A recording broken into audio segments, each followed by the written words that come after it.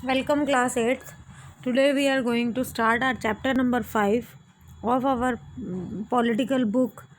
Name of the chapter is Judiciary. आज जिस हम चैप्टर के बारे में पढ़ने जा रहे हैं उस चैप्टर का नाम है जुडिशरी. जुडिशरी से जैसे हमें समझ में आता है, जुडिशरी का क्या मतलब है. हमारी जो भी कानूनी व्यवस्था है, जो भी हमारी जजेस से रिलेटेड या हमें अगर न्याय से रिलेटेड बात करनी हो तो वो हमारा जुडिशरी से रिलेटेड पार्ट है. तो अब हम इस चैप्टर में जो है हम यही पढ़ने वाले हैं कि कंट्री में एक जुडिशरी का क्या रोल होता है. What this means that laws apply equally to all persons, that a certain set of fixed procedures need to be followed. Rule of law पूछा गया है. देखो यहाँ पर कि रूल ऑफ लॉ क्या होता है. इसका मतलब है कि जो लॉ है वो सभी पर इक्वली अप्लाई होता है. उसके बाद वो एक और चीज़ कह रहा है कि role only because it is independent. What does independent judiciary mean. Is there any connection between court your area and supreme court in New Delhi. ये सारी चीज़ें हम इस चैप्टर में पढ़ेंगे कि क्या जुडिशरी जो है हमारी वो इंडिपेंडेंट है, और अगर है तो उसका मतलब क्या है, और कोर्ट्स का क्या कनेक्शन है. ये सारी चीज़ें हम इसमें पढ़ेंगे. अब हम सबसे पहले देखेंगे कि what is the role of judiciary. क्या रोल होता है जुडिशरी का.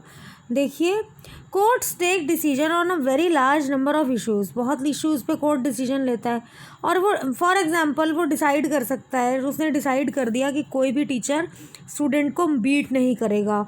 और about the sharing of river waters between state. पानी बटेगा जो रिवर्स का, वो भी कोर्ट डिसाइड कर देता है.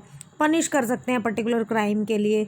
ब्रॉडली स्पीकिंग अगर हम कहें तो जो जुडिशरी का जो काम है वो डिवाइड किया गया है. देखिए कैसे कैसे. सबसे पहले डिस्प्यूट रिजोल्यूशन. सबसे पहले का क्या काम है जुडिशरी का. डिस्प्यूट क्या होते हैं, लड़ाई झगड़े. रेजोल्यूशन मतलब उनको रिजॉल्व करना.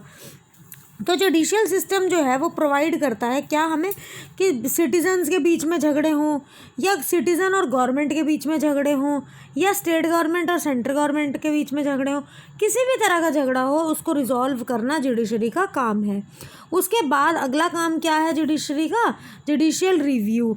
जुडिशियल रिव्यू मतलब जो भी कोई कानून हमारे पार्लियामेंट ने बना दिया, अब वो कानून लोगों को सही नहीं लग रहा, वो कोर्ट में केस कर सकते हैं. कोर्ट में केस होने के बाद जो जजेस हैं वो उसको रिव्यू करेंगे, उसको इंटरप्रेट करेंगे कि ये जो कानून है ये लोगों के राइट्स को वायलेट तो नहीं कर रहा, और अगर उनको लगता है कि नहीं ये तो गलत बना है कानून, तो वो उस कानून को भंग कर सकते हैं. ये होता है जुडिशियल रिव्यू.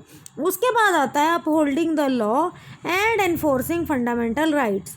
उसके बाद देखिए अगला काम जुडिशियल का क्या होता है कि हर सिटीज़न जो है इंडिया का वो अप्रोच कर सकता है सुप्रीम कोर्ट और हाई कोर्ट को, अगर उनको ये लगता है कि उनके जो फंडामेंटल राइट्स हैं हैव बीन वायोलेटेड, मतलब उनको भंग किया गया है या उनको नष्ट किया गया है, तो उस केस में वो कोर्ट में जा सकते हैं.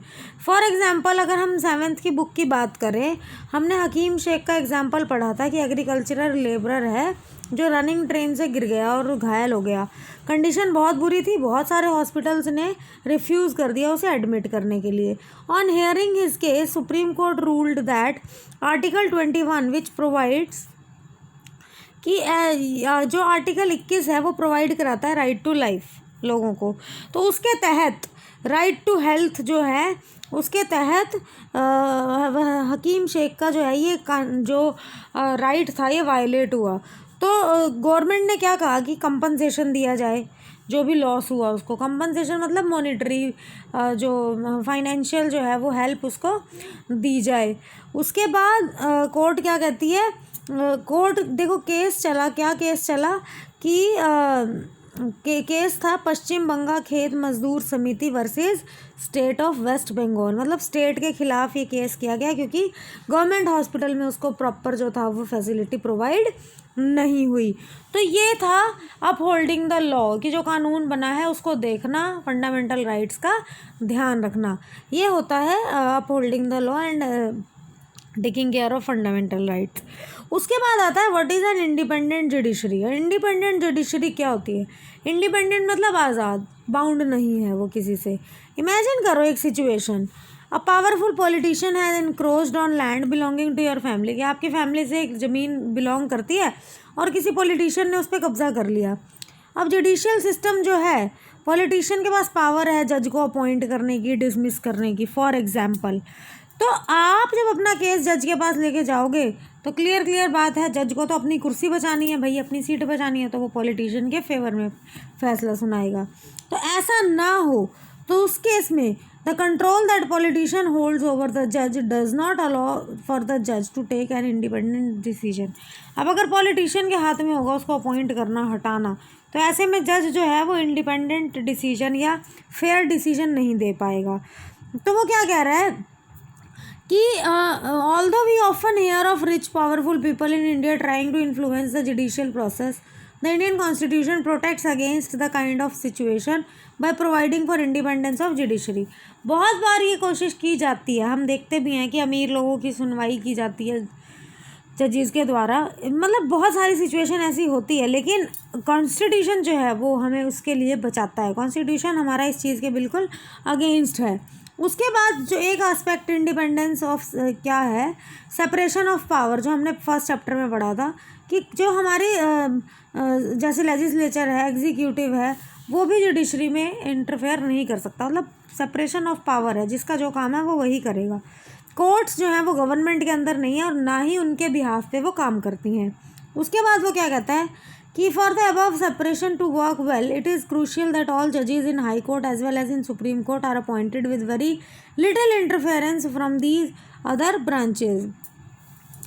वो कहता है कि मतलब जब जजेस को अपॉइंट करना होता है तो बहुत ही रेयर इंटरफेरेंस होता है पॉलिटिशियंस का या किसी और लेजिस्लेचर का, एग्जीक्यूटिव का, किसी भी ब्रांच का। और वो कहता है कि once appointed to this office it is also very difficult to remove a जज। एक बार अगर अपॉइंट कर दिया ना तो किसी भी जज को, चाहे वो हाई कोर्ट का हो चाहे वो सुप्रीम कोर्ट का हो, उसको कोई पॉलिटिशियन अपनी पावर से रिमूव नहीं कर सकता। It is the independence of judiciary that allows the courts to play a central role in ensuring that there is no misuse of power by legislature and executive. It also plays a crucial role in protecting the fundamental right of citizen because anyone can approach court if they believe that their right have been violated। वो कह रहा है कि जो independence है ना judiciary की, ये इंश्योर करती है कि पावर का मिसयूज़ ना हो। और क्योंकि ये रोल इम्पॉर्टेंट है, क्यों प्ले कर रही है कोर्ट, क्योंकि हर इंसान जो है वो कोर्ट में जा सकता है, अपनी दलील रख सकता है अगर उसे ये लगता है कि उसका राइट जो है वो वायलेट हुआ है। रेस्ट आगे हम पढ़ेंगे what is the structure of court in India, ये हम नेक्स्ट वीडियो में पढ़ेंगे।